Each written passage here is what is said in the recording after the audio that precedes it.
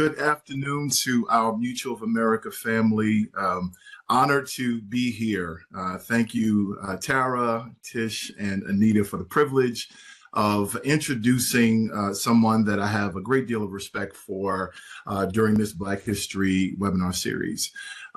This gentleman hails from Hempstead, Long Island. So any Long Island people out there, shout us out. We're grateful for him being just an impactful leader in the community. He serves as the Chief Executive Officer of the Economic Opportunity Commission of Nassau County. He has served his agency for almost 3 decades. He is just an instrumental and inspirational figure in the community, and the scope and breadth of the programs and the impact that they have in the community, it's really and truly inspirational. What they do is help people and they change lives. For my national account Community Action, they fall under that banner of nonprofits, and they help people from the margins and lift them up into self-sufficiency. And so I am excited about hearing from him and allowing Tara to do her thing, to be able to lift up one of the key figures that I truly admire. I consider him a great friend, but more importantly, just a tremendous citizen of our community. And so without further ado, I turn it over to Tara, but I want to present to some and introduce to others my friend and good brother, Eric Poulson. What a wonderful introduction, Earl. Start off by making a mistake. What a wonderful introduction, Earl. And thank you, Eric. And shout out to all the Long Islanders. Anyone who is from Long Island, raise your hand. All right, that's 3 for 3. And while I may live in New Jersey, but I will always rep Strong Island. So first of all, I don't know if everyone saw, we got some likes on the head bopping for Inner City Blues by Marvin Gaye. 1971 it came out. Song is 55 years old, and the lyrics still resonate to today, which is not what I'm sure Marvin Gaye would have wanted and hoped. I am going to, Eric, read your bio. So you just sit by while we give you all the accolades, and then we'll jump into our conversation. And I think, Earl, you're going to leave us in a second. Yes. Before you move on, I just want to take the moment to thank Earl for that wonderful introduction as well. And thank Mutual of America for selecting me today. It's truly an honor and privilege. Thank you guys so much. You are very welcome. Thank you for giving up your time. And Earl, thank you.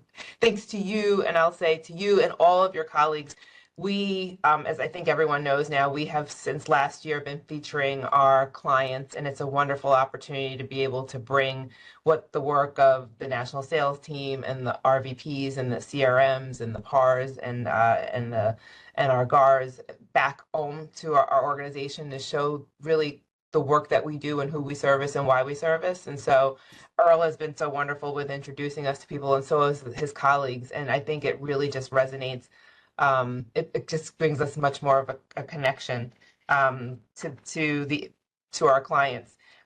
Actually, I'm going to also start by saying this year is our 5th year of doing Heritage and Awareness Month conversations, which is amazing to me. I started here in 2021.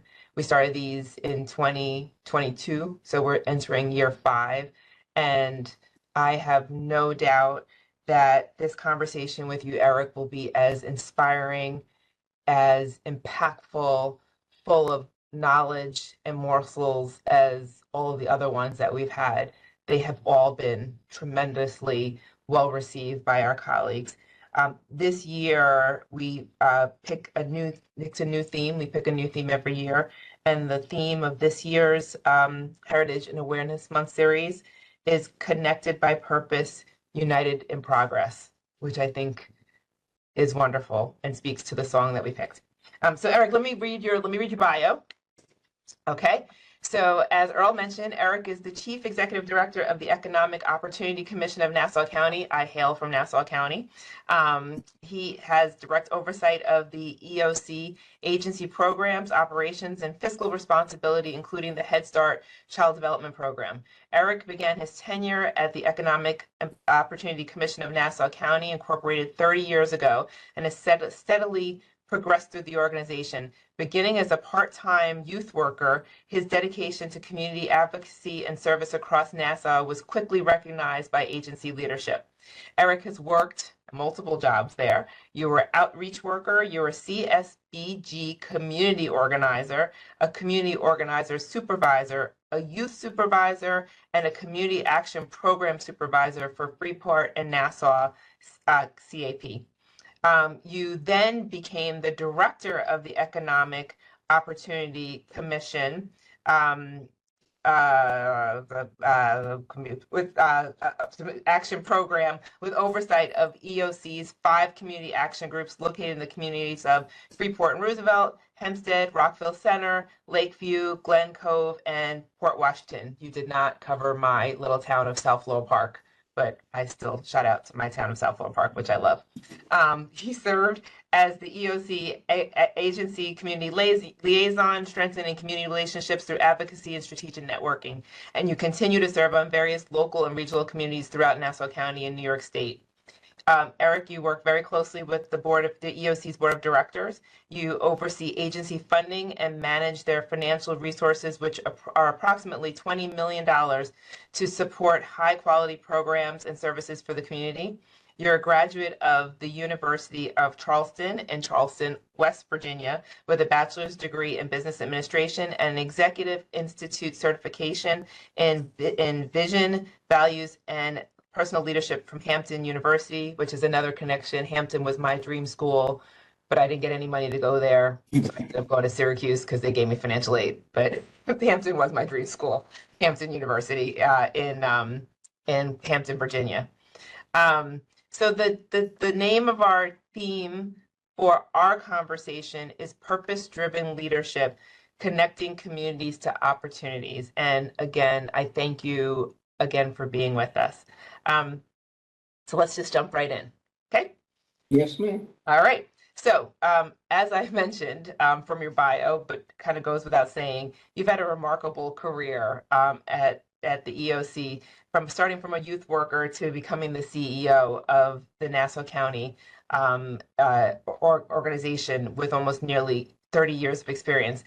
What has sustained your commitment to the organization, and how has your purpose evolved as a leader, or how have you evolved as a leader? But what keeps you there, and how do you try to show up, and how do you show up today versus what you looked like 30 years ago? Well, I'll start by saying what sustained me really is our mission of helping people change their lives. As a young boy growing up in Rockville Center in the quote unquote public housing, I buy into that, helping people change their lives. Because of that struggle at that early age, for me to be able to ascend to this position, I always want to be encouragement for our youth and anybody who thinks that because they have grown up with humble beginnings, that they cannot reach their long and short-term goals. So that's really what has sustained me, to see people actually climbing up the matrix, from to hopefully reach self-sufficiency. So that's really why I stay. I really, really am committed to our community and helping people change their lives, climb that ladder. And so I do believe in the saying, and I'll I think quote Jesse Jackson, because I think he said this, but if you can see it, you can be it. Which if Jesse didn't say that, I'll still quote him anyway. But I do believe in order to see the type of person that you can be, to be the type of person you want to be, you have to see examples of that. So talk to me about how you became a leader. What were the role models and inspirations that you had that involved you into, and maybe you can tell me the type of leader that you are now. How would you describe your leadership style, and what are the role models or the experiences that you've had over the last 30 years that shaped this vision of you as a leader? Well, I would say what has shaped me is the values I think that my mom instilled in me.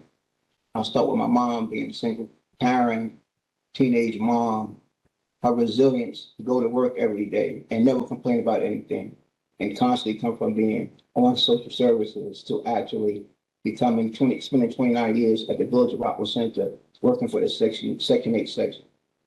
Never complain, just doing the work, keeping her head moving forward and just moving up the matrix little by little. But she's always been an inspiration to me.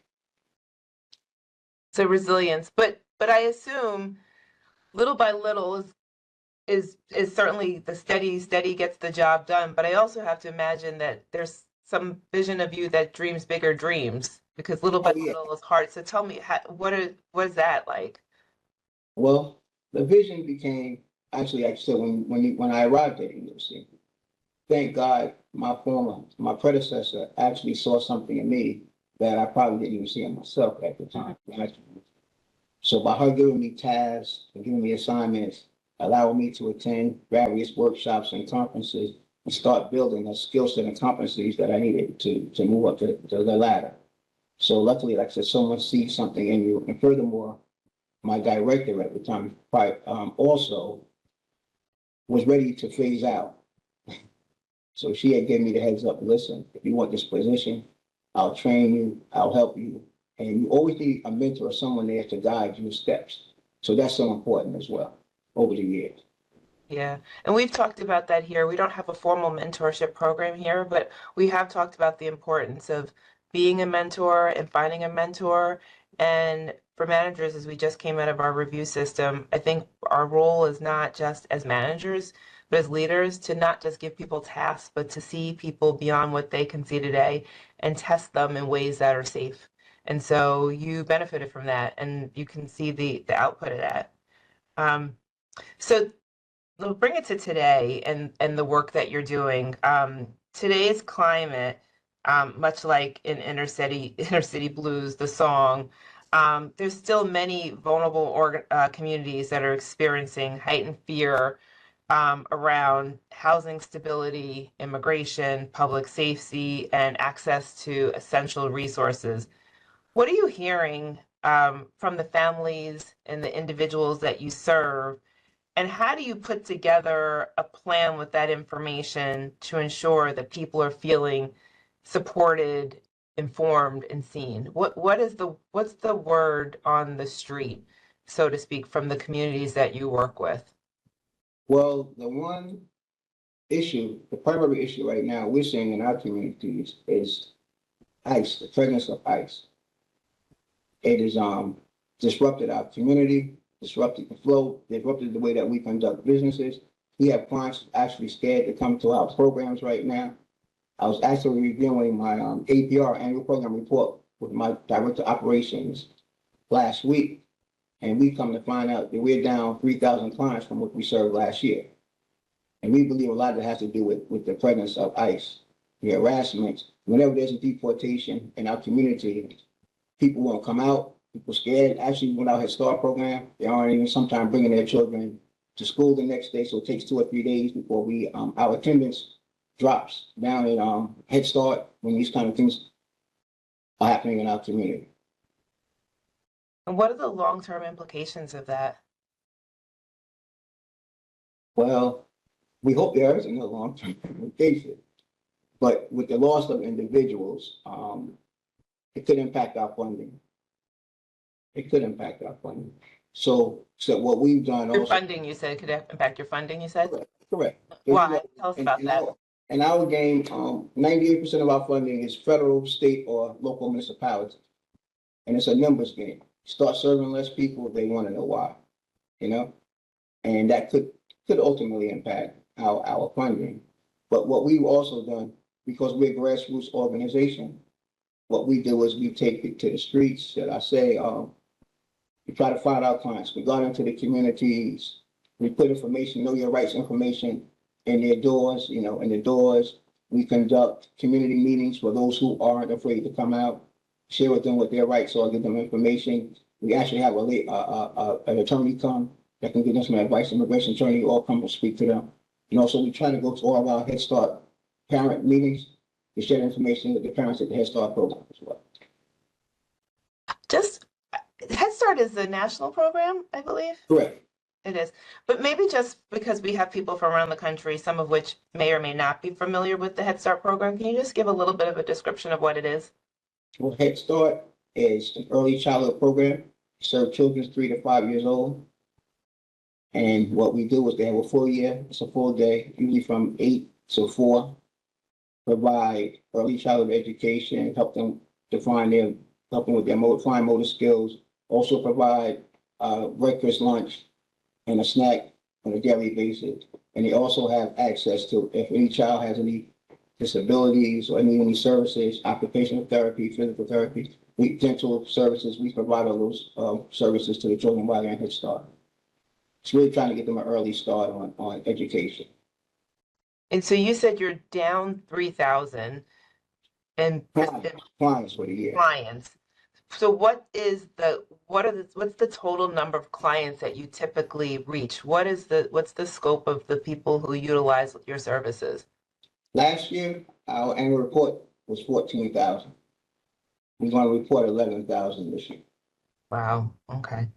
So I love data. As my team knows, I always like to understand data. I think correlation does not always equal causation, but it certainly is a good way of being able to start to understand what's happening in the world.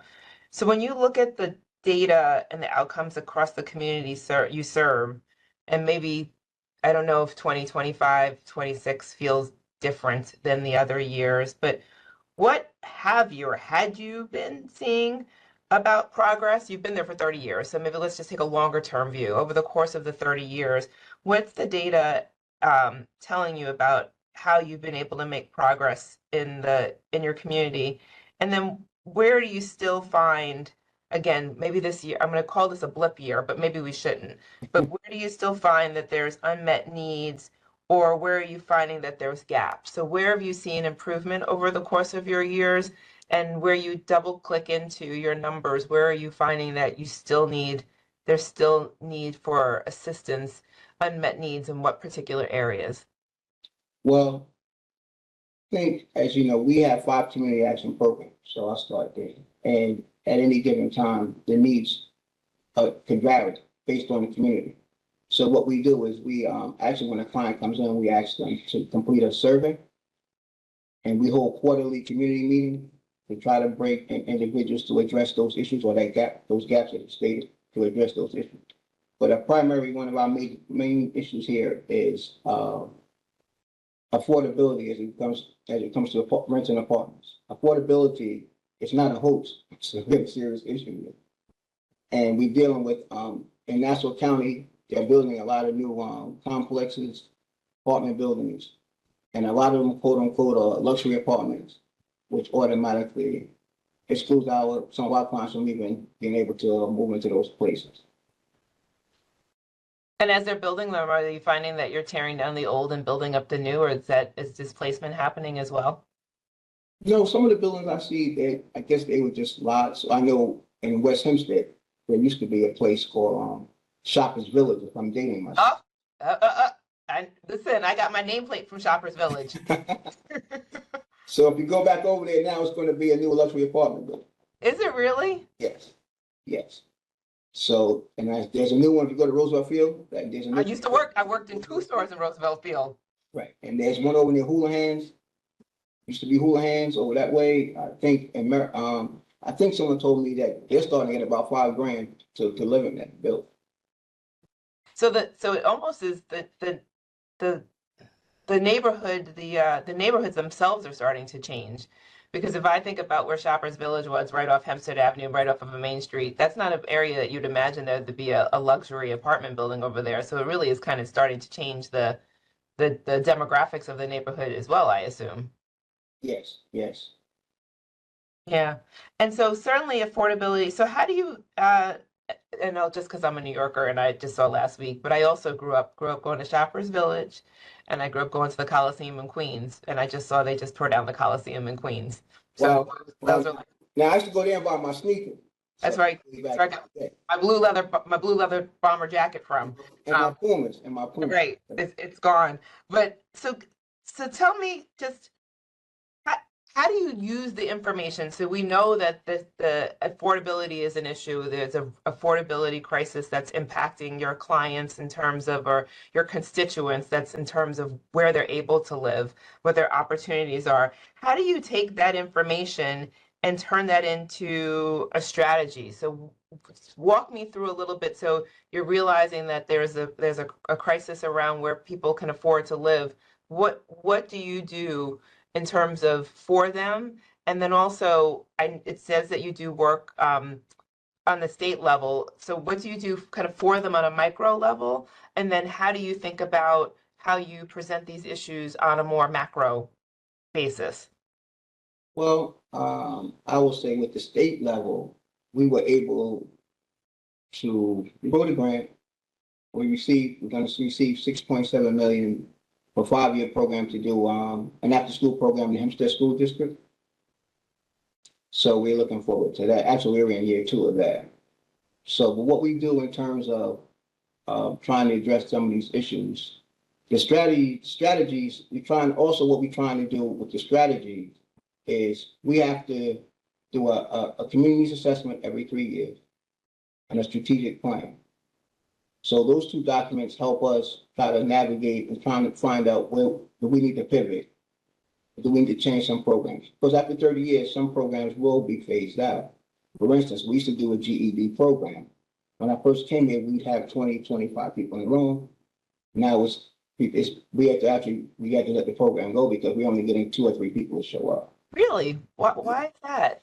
So Why do you think that is? I'm surprised to hear I that. think a few years ago, they said they changed the test. I don't know if it became harder, but we said when we go back every year, we do assessments. We have to say, okay, what's working, what's not working. So Yeah. the GED program was not working. So that's just an example of looking at your data and saying, okay, this does not work. So let's find, we have to phase out that program. Is there a program, I'm going off script now, but is there a program that you ran over the course of the time you were there that was eliminated because it just wasn't needed anymore? So unlike GED, where people stopped going, is there a program that you kind of look back as a banner program in terms of it met an unmet need and you don't need it anymore? So one that you kind of lift up as a banner organization? Well, it wasn't really a program we used to do, but we used to have an event. Years ago, we used to do a Thanksgiving luncheon for the community, right? We get sponsors to help pay for the food and everything. But we go back maybe 25, 30 years ago. We were one of the very few that were doing that in the community. So over time, others picked up the mantle and started doing the same thing. So at some point, we went from having 200 people for lunch for the Thanksgiving dinner down to, once again, 25 or 30. Was it really worth bringing in all the staff when they could be at home with their families? So we kind of opted out of that as well. But however, what we still did with those families, we would still choose, identify maybe 25 families at each program and still be able to provide them with a Thanksgiving basket. We still make the need, but not at that magnitude. Yeah. Tell us a little bit about your staff. How many people do you have on your team across the towns that you work in? Well, tell me a little bit about them. The total staff right now currently is about 240, 250. And during the summer, it could rise up to maybe 300 because during the summer, we do some with employment. We hire some children that's seasonal for the summer, 8 weeks, summer youth program. Got it. Okay, so you lead your nonprofit. I mentioned before that it has a $20 million budget, which I'm sure requires a lot of balancing your mission with the long-term sustainability of the programs. What are the strategies that you've used that have been most effective in strengthening your financial growth? And what are some of the partnerships that you've developed that help to amplify your impact? So some of this is what's been effective in your financial growth. And I don't know, you mentioned that you get funding from the state, so some of it may be state related, but are there other places that have been effective in helping your financial growth and places that you've been able to form some strong partnerships and liaisons? Well, one of our strongest partners right now is we Nassau, Nassau County, the municipality. We do some good work together. We have a youth program with them called Youth Empowerment Career Training Initiative.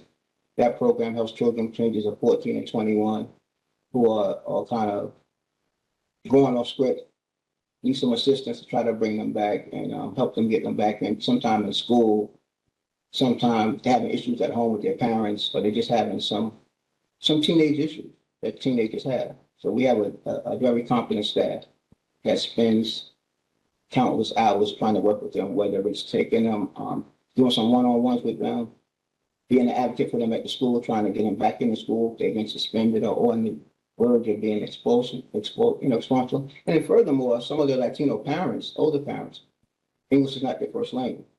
So we go with them as well also as to translate to make sure they're not taking it back. And so, collaborations, do you work with any for-profit organizations at all? Any collaborations with them? Profits, well, for-profit, I'm going to say profit. Some of our other collaborations, we work with we work with some colleges, Adelphi. Mm-hmm. In what capacity?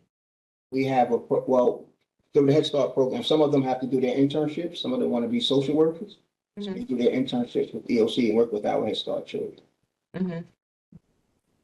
And also, like you said, in terms of strengthening our financial health, we have to stay connected to the community to know what their needs are. Because it wouldn't make any sense to write a grant or proposal and no one's going to show up. Because as you know, with the grants, there's always going to be some measurable outcome that you have to meet in some benchmarks. So we always constantly need feedback from the community to help us prepare to write the grants or the proposals.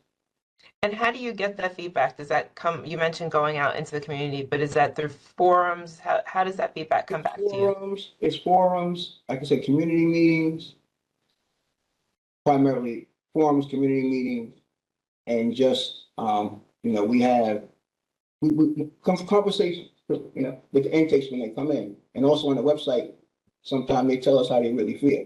You know what I mean? Tell me about that. What does that mean? Right, exactly. What we need. And furthermore, we also took the step in bringing in a grant writer to assist us with writing some grants. Mm-hmm. And how does obviously you're funding from the state, for example, how does that vary based on who's not the party that's in administration? I don't want to talk about that, but the prioritization of the people who are in the top. Does that present for you difficulty as you see? I know New York State next is going to have an election this year in November. Is that a part of the calculus of your planning, of thinking through how different administrations may have a position on some of the work that you're doing? Well, and some of the party affiliation, sometimes that plays a part, but it really hasn't impacted us because I will say, as you brought it up, in some instances, we've received more money from the Republican administration than we from the Democratic, when you thought it would be the opposite. But sometimes that's also about, who's on the inside. So what's your what's your network over there? Who are you connected to, or who can help you, help you get your grants through, help you get your funding, that actually working for that governor or that county exec as well. Yeah, I mean, I'd imagine that relationships matter. Yeah, I imagine that the towns that you cover, and you cover a diverse set of towns, and so, which is why I wasn't necessarily asking about the parties, because I'm going to assume that across the constituents of the neighborhoods that you cover, the 5 neighborhoods that you cover, they probably run the gamut from, and I'm assuming the people who participate in your programs, if you even know, because you may not even need to know, probably run the gamut of the whole political spectrum. And so I would assume that isn't something that's swayed by party, but necessarily, to your point, kind of personal relationships and personal priorities more than anything else. Yes. Yeah. So I'm gonna just invite, just in case people who are listening have questions, I'll just make sure to invite them to put any questions that they might have in the chat, just so we have it. You have the youth empowerment training initiative that you have also mentions here that you do college tours. And so it's really allows you to keep really closely connected to the young people.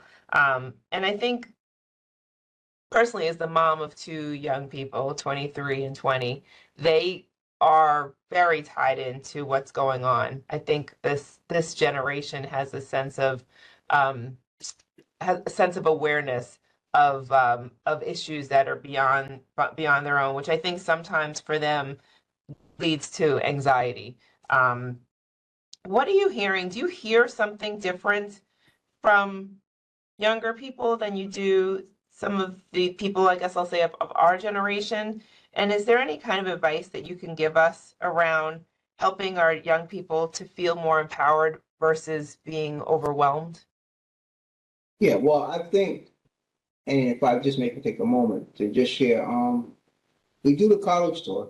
And like I said, I mean, our children have gone to Harvard, Yale, Princeton, University of Pennsylvania, Duke, as well as HBCUs like Morehouse, Spelman, Howard, Hampton, North Carolina, A&T. And last year we had 12 youth get accepted and go to college. And this year we have 5 youth from our soccer program, which is sensational. Have full athletic scholarships already been committed. So, and also, even beyond the college tour, I take them to the homecoming as well. Because when I first started doing the program, it was over 30 years ago, we was just doing the college tour. But then I said some of our youth, they need to see the homecoming, the social aspect of it. Because many of our children already think that they can't go to school. Their image, the optic they have of a college student is some kind of preppy person.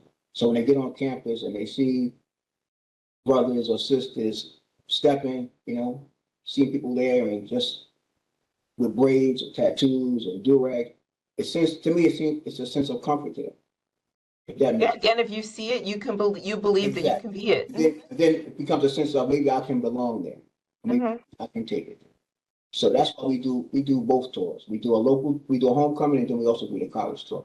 And furthermore, some of these children, it's just exposure. We've been away, and some of them have never actually even been in a restaurant, believe it or not. They've never been in a Fridays or so. We'd be surprised at what people haven't been exposed to. Yeah. And I'm just glad we have the organization and the agency that can expose them and give them these opportunities. So we have one question. I'm gonna invite Anita to join on in a second. But so is there any advice that you would give us about helping us to think about how we help our youth navigate through these times? What feels like it works? Well, trauma is real. Trauma is real. And I think you have to create an environment where they can express themselves. And what we do is when we have our meeting with our youth meetings, we don't let parents aren't allowed to be in that setting. We ask parents to remove themselves so they can really express themselves. And I think that's a good place to start. Yeah. Does it feel like this generation of kids are struggling in a different way than they were when you and I were kids, or in between you and I? Definitely. Because they're dealing with a lot of things that we didn't deal with. I mean, to be honest with you, let's talk about transgender.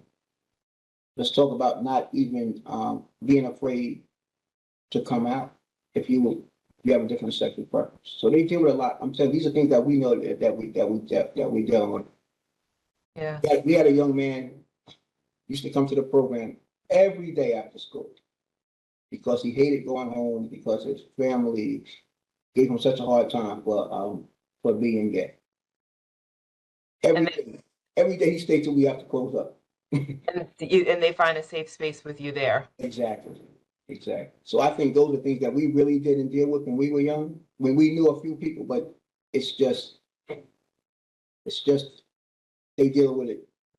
It's like they traumatized. They deal with it head on, I think. Yeah. Right, in a different way. So I'm going to invite Anita to join in. So thank you so much, and great listening. And yes, I definitely fully align with if you see it, then you can believe it and achieve it. So that is real as well as trauma is real. And so Thank you again for the work in your community. And again, as a mom with 2 children as well, it's good to have safe spaces for our youth and for anyone to come in, not just the youth, but if any place, people feel as though it's a respite center or what have you for resources and information. So thank you for being that beacon for them. So we do have a couple of questions that have come in. So the first one is, how do you see today's work in economic opportunity connected to the unfinished work of civil rights? And if you could leave us with one call to action today, what would it be? So that's our first question. Well, great question. If I would just to simplify it, I'd say the work is not done.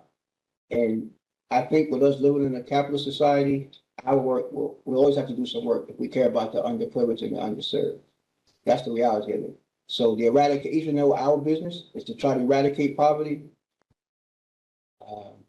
it's going to be a hard task to try to do that. So if I leave with anything right now is let's get out the vote. Let's get out that vote so we can try to get some changes, because I know billions of dollars have been cut from federal programs, and they directly impact the communities that we serve. People of color are definitely impacted by those cuts, or will be cut. So I'd say we have to get out the vote. We have to get out the vote. That's what I'm pushing right now. For my agency, we're getting ready to get out the vote. Yeah, and know the issues, right? Know the issues that speak to you, that are important to you, and be an educated consumer of that kind of data, right? Yes. We committed a little separate entity called VERC, which is Voter Education Registration Committee. So our goal is to educate them. And like I said, we talked about Project 2025, talk about these cuts that's going to impact them. So it's important that they understand how it's going to impact them. It's not, I don't see it getting any better.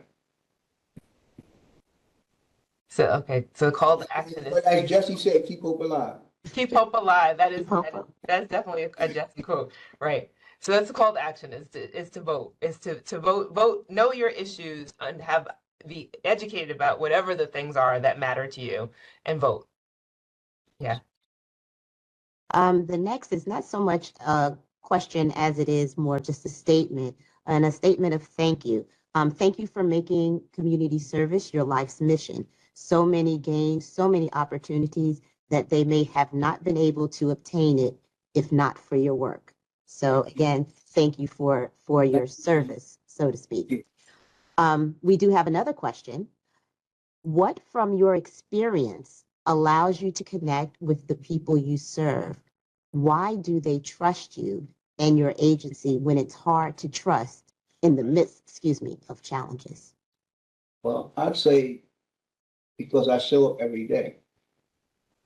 I show up every day and I try to employ individuals who are empathetic to the needs of the community and understand that poverty doesn't start at 9 and it doesn't end at 5. That's part of our credo. So if you work here, you need to understand that people are hurting. And I'll give you an example. I tell staff members, we have people show up at our door at 5 minutes to 6. They get up at 6 o'clock. And they say, here comes a person at 6 o'clock. Oh, here he comes at 6 o'clock. I say, you don't know if that person sat on that car for an hour before they had the nerve to come up here and ask for some service. So I tell them to have that mindset. It takes a lot to come through those doors and say, I need help. I need help. A mom with 2 children and she needs some food because they can't eat that night. So these are the things that keep me so connected to what we do. I thank God and I thank those individuals who was able to help me get where I am, because like I said, I was one of those individuals who mom was on food stamps, and I used to have the card on. I know the school, we came from a low income community. At school, we had a free lunch. They had to punch your card on the line. So believe me, I've been there. So I have so much empathy for those individuals, especially those youth that are trying to become successful and productive members of society. The last one again is more of a comment. I love these opportunities, experiences you are giving to these communities. Every lived experience matters. Thank you. And I think we have one more, Anita. Okay, yes, yes. Congrats, Eric. Well deserved. You have been a great leader in our community. So again, thank you. Thank you so much. All right. Well, I think so. As I mentioned, we're starting our 5th year of doing this series, the Heritage and Awareness Month series. And for the last year and this year, we have featured our clients as a way to be able to again bring our clients, our plan sponsors, into us, so that we who not all of us have the opportunity to talk to our plan sponsors, our participants, can have a sense of what their world looks like. I always say it's a really great way to match the work that we do on the day-to-day with whom we are doing it for. So I thank you for this. And each one of the months that we do, Black History Month, Women's History Month, Hispanic Heritage Month, Pride Month, are really around trying to just shine a light on and uplift the experiences of people that may or may not be known more broadly, or not be able to be found in general media and general circumstances. And so I always think about this as a time where this month, or each of the months, quite honestly, is a way to be able to just honor the progress, but also perseverance. Progress and perseverance of all people, but of those communities, especially in those communities. So I'm wondering, just as you reflect back on your lived experience to that point, as someone that the EOC now serves, what gives you hope for the next generation? What gives you hope? What gives me hope is, despite all of the racism that we deal with in America, I still believe America is the land of opportunity. I still believe, like I said, if you put in the work and you find the right mentors and you disciplined, you can make it. And like I said, me spending time with the youth and seeing them come back home from college, getting jobs. I actually had one went to college, came back. She's actually serving on our board of directors. Right? And years ago, we had 8 young ladies coming to our program at the same time from the same community, and all 8 graduated college at the same time. So that gives me hope. Some of them are actually registered nurse, and one is getting her master's from NYU. Right? So they give me hope that we spend a lot of time with them, and like I said, they put in their work. They come back during the summer while they're in college. We give them summer jobs, help them some money in their pocket when they go back to school, and check on them while they're away. And summertime they come back and they give back. They'll come if we have any that's in colleges while we're on tour. They'll come and do the tour for the staff, for the children on the tour. So I definitely have faith and hope that. Awesome. So how can our listeners here find out more about your organization?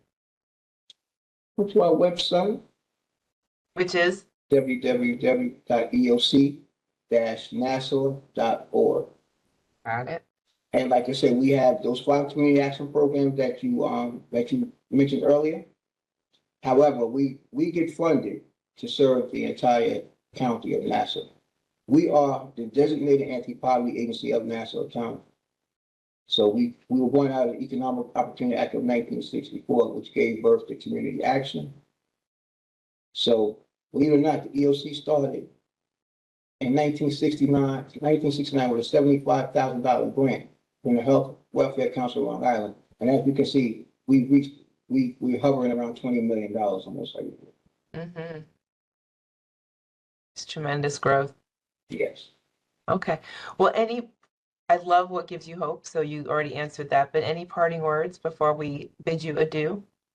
So I thank you guys for selecting me. I hope I did you well. And thank you for making me feel comfortable. I appreciate the conversations prior to today. Made me get to know you guys, see your faces. I felt a little more at ease today. So I see, Good. We're easy. We're not hard. so we have 170 attendees, you know, you have a tendency to get a little nervous, even though I speak in front of people all the time, but you guys make me feel very comfortable. I truly appreciate that. We're a friendly crowd around here at Mutual of America. So I concur. I'm glad you felt at ease and at home. And again, always anything from my brother from Long Island. So that right there should give you some comfort. Well, we thank you very much, Eric, for your time. And it was really interesting. And thank you for showcasing the work that your organization does. And thank you, as Anita said, thank you for the work that you do. So, Thank you, guys. all right. I think